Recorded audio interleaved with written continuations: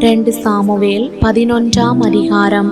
மறு வருஷம் ராஜாக்கள் யுத்தத்திற்கு புறப்படும் காலம் வந்தபோது தாவீது யோவாபையும் அவனோடே கூட தன் சேவகரையும் இஸ்ரவேல் அனைத்தையும் அம்மோன் புத்திரரை அழிக்கவும் ரப்பாவை முற்றுகை போடவும் அனுப்பினான். தாவீதோ எருசலேமில் இருந்து விட்டான். ஒரு நாள் சாயங்காலத்தில் தாவீது தன் படுக்கையிலிருந்து எழுந்து அரண்மனை உப்பரிகையின் மேல் உலாத்தி கொண்டிருக்கும் போது ஸ்நானம் பண்ணுகிற ஒரு ஸ்திரீயை உப்பரிகையின் மேலிருந்து கண்டான். அந்த ஸ்திரீ வெகு சௌந்தரவதியாயிருந்தாள். அப்பொழுது தாவீது அந்த ஸ்திரீ யார் என்று விசாரிக்க ஆள் அனுப்பினான். அவள் எலியாமின் குமாரத்தியும் ஏத்தியனான உரியாவின் மனைவியுமாகிய பத்சேபாள் என்றார்கள். அப்பொழுது தாவீது ஆள் அனுப்பி அவளை அழைத்து வர சொன்னான். அவள் அவனிடத்தில் வந்தபோது அவளோட சயனித்தான். பிற்பாடு அவள் தன் தீட்டு நீங்கும்படி சுத்திகரித்து கொண்டு தன் வீட்டுக்கு போனாள். அந்த ஸ்திரீ கர்ப்பம் தரித்து தான் கர்ப்பவதி என்று தாவீதுக்கு அறிவிக்கும்படி ஆள் அனுப்பினாள். அப்பொழுது தாவீது ஏத்தியனாகிய உரியாவை என்னிடத்தில் அனுப்பு என்று யோவாபினண்டைக்கு ஆள் அனுப்பினான். அப்படியே யோவாப் உரியாவை தாவீதினிடத்திற்கு அனுப்பினான். உரியா அவனிடத்தில் வந்தபோது தாவீது அவனை பார்த்து, யோவாப் சுகமாயிருக்கிறானா? ஜனங்கள் சுகமாயிருக்கிறார்களா?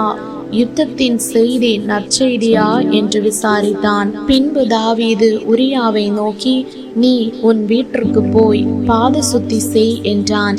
உரியா ராஜ அரமனையிலிருந்து புறப்பட்ட போது ராஜாவினிடத்திலிருந்து உச்சிதமான பதார்த்தங்கள் அவன் பின்னாலே அனுப்பப்பட்டது. ஆனாலும் உரியா தன் வீட்டிற்கு போகாமல் ராஜ அரமனையின் வாசலிலே தன் ஆண்டவனுடைய எல்லா சேவகரோடும் கூட படுத்து கொண்டிருந்தான். உரியா தன் வீட்டிற்கு போகவில்லை என்று தாவீதுக்கு அறிவிக்கப்பட்ட போது தாவீது உரியாவை நோக்கி, நீ பயணத்திலிருந்து வந்தவன் அல்லவா? நீ உன் வீட்டிற்கு போகாதிருக்கிறது என்ன என்று கேட்டான். உரியா தாவீதை நோக்கி, பெட்டியும் இஸ்ரவேலும் யூதாவும் கூடாரங்களிலே தங்கி என் ஆண்டவனாகிய யோவாபும் என் ஆண்டவனின் சேவகரும் வெளியிலே பாளையம் இறங்கி இருக்கையில் நான் புசிக்கிறதற்கும் குடிக்கிறதற்கும் என் மனைவியோட சயனிக்கிறதற்கும் என் வீட்டுக்குள் பிரவேசிப்பேனோ? நான் அப்படி செய்கிறதில்லை என்று உம்முடைய பேரிலும் உம்முடைய ஆத்துமாவின் பேரிலும் ஆணையிட்டு சொல்லுகிறேன் என்றான். அப்பொழுது தாவீது உரியாவை நோக்கி, இன்றைக்கும் நீ இங்கே இரு, நாளைக்கு உன்னை அனுப்பிவிடுவேன் என்றான். அப்படியே உரியா அன்றும் மறுநாளும் எருசலேமில் இருந்தான். தாவீது அவனை தனக்கு முன்பாக புசித்து குடிக்கிறதற்கு அழைத்து அவனை வெறிக்க பண்ணினான். ஆனாலும் அவன் தன் வீட்டுக்கு போகாமல் சாயங்காலத்திலே தன் ஆண்டவனின் சேவகரோடே தன் படுக்கையிலே படுத்து கொண்டான். காலமே தாவீது யோவாபுக்கு ஒரு நிருபத்தை எழுதி உரியாவின் கையில் கொடுத்து அனுப்பினான். அந்த நிருபத்திலே மும்முரமாய் நடக்கிற போர் முகத்திலே நீங்கள் உரியாவை நிறுத்தி அவன் வெட்டுண்டு சாகும்படிக்கு அவனை விட்டு பின்வாங்குங்கள் என்று எழுதியிருந்தான். அப்படியே யோவாப் அந்த பட்டணத்தை சூழ காவல் போட்டிருக்கையில் பராக்கிரமசாலிகள் இருக்கிறார்கள் என்று தான் அறிந்த இடத்தில் உரியாவை நிறுத்தினான். பட்டணத்து மனுஷர் புறப்பட்டு வந்து யோவாபோட யுத்தம் பண்ணுகையில் தாவீதின் சேவகராகிய ஜனத்தில் சிலர் பட்டார்கள். ஏத்தியனாகிய உரியாவும் செத்தான். அப்பொழுது யோவாப் அந்த யுத்தத்தின் செய்திகளை எல்லாம் தாவீதுக்கு அறிவிக்க ஆள் அனுப்பி தான் அனுப்புகிற ஆளை நோக்கி, நீ யுத்தத்தின் செய்திகளை எல்லாம் ராஜாவுக்கு சொல்லி தீர்ந்த போது ராஜாவுக்கு கோபம் எழும்பி அவர், நீங்கள் பட்டணத்திற்கு இத்தனை கிட்ட போய் யுத்தம் பண்ண வேண்டியது என்ன? அலங்கத்தில் நின்று எய்வார்கள் என்று உங்களுக்கு தெரியாதா? எருப்பேசேத்தின் குமாரன் அபிமெலேக்கை கொன்றது யார்?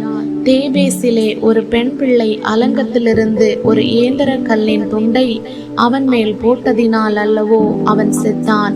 நீங்கள் அலங்கத்திற்கு இத்தனை கிட்ட போனது என்ன என்று உன்னோடே சொன்னால் அப்பொழுது நீ உம்முடைய சேவகனாகிய உரியா என்னும் ஏத்தியனும் செத்தான் என்று சொல் என்றான். அந்த ஆள் போய் உட்பிரவேசித்து யோவாப் தன்னிடத்தில் சொல்லி அனுப்பின செய்திகளை எல்லாம் தாவீதுக்கு அறிவித்து தாவீதை பார்த்து, அந்த மனுஷர் கைமிஞ்சி அவர்கள் வெளியே எங்களுக்கு எதிராக புறப்பட்டு வந்தபோது நாங்கள் பட்டணவாசல் மட்டும் அவர்களை துரத்தினோம். அப்பொழுது வில்வீரர் அலங்கத்திலிருந்து உம்முடைய சேவகரின் மேல் எய்ததினால் ராஜாவின் சேவகரில் சிலர் செத்தார்கள். உம்முடைய சேவகனாகிய உரியா என்னும் ஏத்தியனும் செத்தான் என்றான். அப்பொழுது தாவீது அந்த ஆளை நோக்கி, நீ யோவாபினிடத்தில் போய் இந்த காரியத்தை பற்றி விசாரப்பட வேண்டாம். பட்டயம் ஒருவேளை ஒருவனையும் ஒருவேளை வேறொருவனையும் பட்சிக்கும். நீ யுத்தத்தை பலக்க பண்ணி பட்டணத்தை இடித்து போடு என்று அவனுக்கு திடஞ்சொல் என்றான். தன் புருஷனாகிய உரியா செத்தான் என்று அவன் மனைவி கேள்விப்பட்ட போது அவள் தன் நாயகனுக்காக இளவு கொண்டாடினாள். துக்க நாள் சென்ற பின்பு தாவீது அவளை அழைத்தனுப்பி தன் வீட்டிலே சேர்த்து கொண்டான். அவள் அவனுக்கு மனைவியாகி அவனுக்கு ஒரு குமாரனை பெற்றாள். தாவீது செய்த இந்த காரியம் கர்த்தரின் பார்வைக்கு பொல்லாததாயிருந்தது.